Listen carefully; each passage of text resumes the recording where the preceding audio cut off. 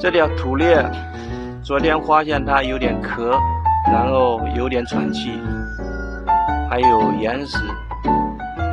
昨天给了双黄连跟头孢，但是过了1个小时之后，它就开始吃东西了。今天早上就发现它又不吃东西了，这粪便拉出来是绿色的，感觉它昨天晚上在这里可能是有点冷，所以粪便拉出来会是绿色的。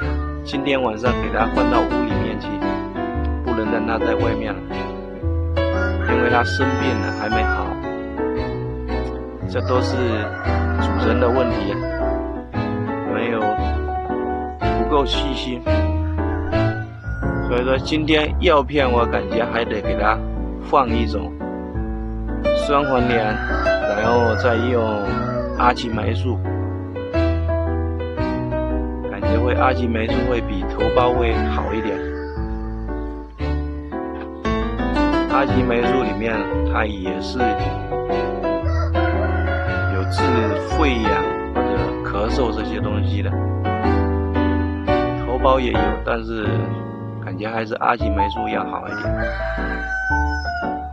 好，现在我们就给它弄点药给它吃。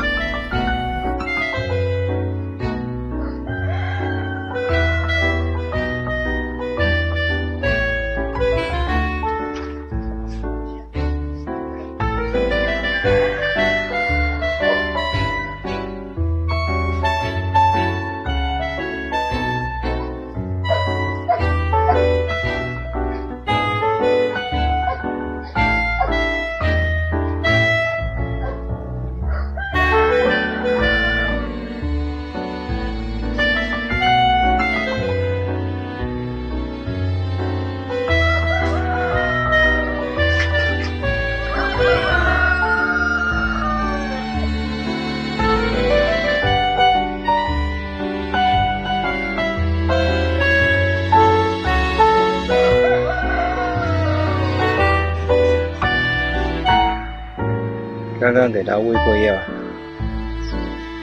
它现在是没有胃口啊，它吃又想吃，但是又没胃口吃。看看在喘气，跟平时正常的状态完全是不一样的。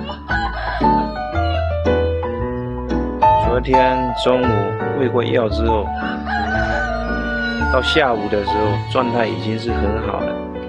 但是昨天晚上我忘记了把它关到屋子里面，还让它在外面，感觉还是有点受凉了，好像。